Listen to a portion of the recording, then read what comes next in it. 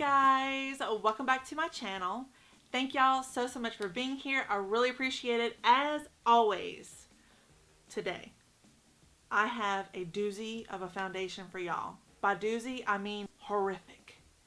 And as you can probably see in the title, we're talking about the Tarte Foundcealer. This is the multitasking foundation, broad spectrum, SPF 20. It ain't good, y'all. So what you're about to witness is an uneducated and naive Mandy who has no foundation on and who had really high hopes for this foundation and is incredibly let down. So really quick, I'm going to get all the technical information out of this portion of the video for y'all because it's important information. It's important to know how much I paid for it and whatnot. So I bought this at Ulta yesterday for $39. It is 1 full ounce. This is what the packaging looks like. And where's the box? Oh, I threw it. When I was in the Ulta store yesterday, they only had like 10 or 12 shades available to buy, but when I looked online, they have 30 shades available. So that's a pretty good range, but I picked the shade up for myself in Fair Sand, and I will say, and you're going to see in just a minute, that I think it's a little bit too light for me. I could have probably gone 1 or 2 shades darker on the yellow side. I like going a little bit more yellow. I don't like pink on my skin. I like a little bit more yellow, but it doesn't even matter at this point. This foundation is going back today. When I got the foundation home and I was looking at the ingredients list, I noticed that dimethicone or silicone was the 4th ingredient down. That's quite a bit of silicone in a foundation. I'm not really sensitive to silicones. You might be, so I'm just letting you know that that is a big ingredient. But whenever I compared it to... It's thundering outside. When I compared it to other foundations that I like and have, it really did kind of stand right there in the middle. So if you compare it to Maybelline Dewy and Smooth, which I do like that foundation, dimethicone is the 3rd ingredient down. When you compare it to the L'Oreal Pro Glow, it is the 6th ingredient down. L'Oreal Pro Glow is my holy grail. When you compare it to MAC Face and Body, it is the 2nd ingredient. And when you compare it to the Bourjois Healthy Mix, it is the 2nd ingredient as well. So that's just something to be aware of if you are sensitive to silicones, dimethicone, or whatever. That is information that I thought I would pass over to y'all. What actually made me run out and go get this foundation was I saw a video Raw Beauty Christy did a couple of videos ago. She's doing like a more cruelty-free makeup declutter and whatnot, and she tried this foundation and she really liked it. And her and I both share in the love of the L'Oreal Pro Glow. We both share in the love in the CoverGirl Healthy Elixir foundation, and so whenever she said this foundation is really good and compares to those, I think that's what she said. She might not have said that, but you know what I'm saying. When she says it's dewy and looks good, I'm like, okay, dewy, that's for me. And I think whenever you watch somebody on YouTube, like other people watch me and things don't work out, it's kind of an expectation versus reality, and there is no in between. I had my expectations up here for this foundation and they were about as low as you can go. I still hope y'all watch the video. I still hope y'all enjoy it, but I just couldn't hold it in. I had to like just let you know it's shit. I can't hold water. It's crap. So without further delay, let's get into the naive Mandy's wear test. So I've already primed my face and I went in with the Watts Beauty 100% hyaluronic acid serum. If y'all are familiar with my channel, I use this every single day, whether I'm doing makeup, whether I'm not doing makeup. I just love it so much. It plumps my skin, it makes it super hydrated, and feels so dang gone good. I also went in with the Clinique Moisture Surge. I just topped it off kind of in the center of my forehead and the cheeks a little bit on the chin and the nose. And this is like a really moisturizing jelly formula, and I love it so much. I don't like to stray away from products that I'm not familiar with, especially when I'm trying out a new foundation, because then you're trying to guess and figure out, is it the primer? Is it the setting spray? Is it this? Is it that?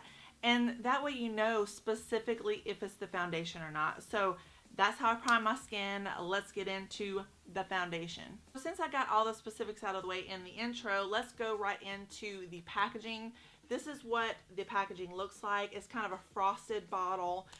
Very cheap packaging, like plastic or whatnot, but it's got a little cute design right here, and then it's got a twist top right there. So you just twist that and then the little pump pops up right there. So one of the reasons why I wanted to try this foundation so much, besides the formula, because I hear it's dewy and y'all know I'm a dewy girl, but I was really intrigued by the packaging. So whenever you push this little doohickey up, it's going to, every time you use the pump, it's going to push this little mechanism all the way up. So it's pressurized packaging, which is going to help you use all of the foundation out of there. And I really appreciate it. I wish more brands would do that. That way there's no waste.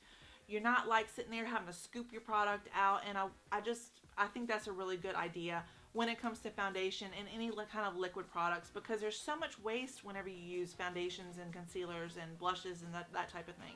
So this is the consistency of it. It's kind of a thicker formula, almost like a gel. And I'm just going to kind of take it. It doesn't have a smell. No, so I like that. I'm just going to kind of take it and dab it all over. On my right side, I'm going to use a beauty blender, and on the left side, I'm going to use a brush. So I'm just kind of pouncing this in to the beauty blender, and I'm just going to go right in. So right off the bat, I think this foundation is way too light for me. I tried it out in the store, but the store lighting was not the best. So, my bad. So on the packaging, it said it's a medium coverage, and I would completely agree with that. I would say it's a very true medium. And that is the foundation coverage that I prefer. I don't like a mask of foundation. I don't have a lot of imperfections to cover. I have some freckles and things, but I don't have a whole lot of pigmentation to cover. So this is what it looks like with a beauty blender. You see a little bit of redness peeking through, but besides that, it is a nice looking foundation, I would say. On the left side, I'm going to go in with the Real Techniques Expert Face Brush. This is what it looks like. And this is just a really good foundation brush if you want to kind of buff it into the skin. And right off the bat, I'm going to say that the brush side is a little less coverage.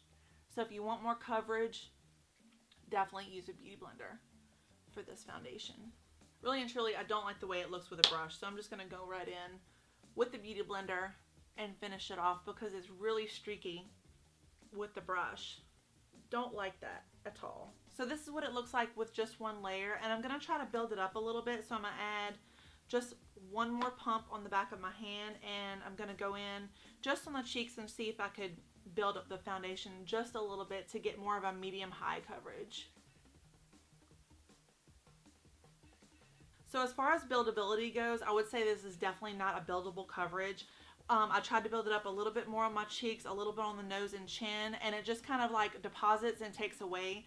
So it's definitely not buildable. Whenever I look at the foundation in my viewfinder, so I have my viewfinder right here, it looks very nourishing, very hydrating. It looks very like radiant and really pretty, very healthy looking foundation. When I look at it in person, it is not great. I am not impressed with it at all. It has really sunken into fine lines around my eyes, and it did that extremely quick. It also sunk into a small line that I have right here, and it's done something bizarre with my nose. So it's like sunken in to the pores and left those little white spots, but it's also accentuated dry patches that I didn't even know I had around my nose. It just looks really bizarre, and it's also weird looking on my forehead. I'm just not impressed with it. This never happens with my other foundations. It doesn't happen with my L'Oreal Pro Glow. It doesn't happen with my CoverGirl Healthy Elixir, and it doesn't happen with my Bourjois Healthy Mix foundation. Very, very strange for this to be happening. So far, I'm not really impressed with it, but I'm going to put other products on top and see how it lays, see how they perform, and then I'll be right back with a finished face. Alright guys, I am back, and let me tell you, that was a struggle. I have never experienced anything like this in my life with a high-end foundation to this degree. Every single thing that I put on top of this foundation doesn't want to stick, and I used the same products that I always use. I used the Black Radiance Bronzer, I used Tarte Shape Tape Concealer, I used my tried and true Melt Cosmetics Gemini palette, I used the Moxie Lash eyelash, like the magnetic lash liner. Even that does not want to stick on top of this foundation. I was struggling. I had to get up. I had to go take a break. I had to eat an ice cream bar. I was like super bitter. I didn't even know if I was going to finish this video, to be honest. I don't know what to say about it. I'm just like super confused, don't know what's going on. I know it's not me. And I don't know if you can tell, you see how my nose is a little bit like red, kind of like pink or whatever?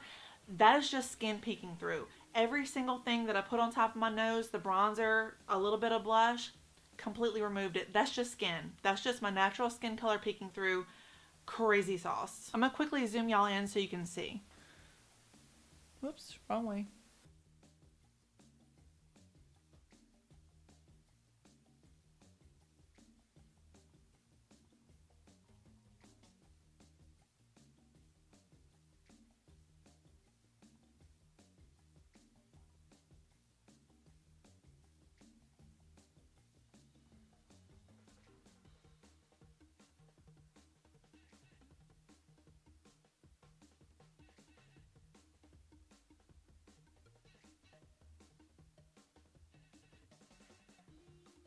I was going to do a whole wear test to show y'all how it progressed throughout the day and just see if it got better, if it got worse. Honestly, I don't think I need to. Holy shit balls, this foundation is terrible. So I guess I'm going to be cutting this video a little bit short for you guys. I apologize for that, but I just want to remove this foundation right this second. It is that bad. It is terrible. So yeah, would I recommend the Tarte Foundcealer? Hell to the no. To the no, no, no. To the no, to the no, no, no, no. Alright guys, that's going to do it for this video. I hope y'all found it informative and educational and fun. If you did, please give it a like and a subscribe. You know I greatly appreciate that. And also, I want to say a big thank you for 4,000 subscribers. That just made my whole week. I cannot tell y'all how excited I am about that. That is just so cool. So thank you, each and every one of you, for hitting that subscribe button for me, giving me a like, giving me a comment, letting me know constructive criticism, let me know what you want to see in the future, let me know what you don't want to see in the future. And yeah, I'm going to keep it real with y'all always. Thank y'all so much again for watching. I always appreciate it, and I'll be seeing y'all very, very soon. Bye.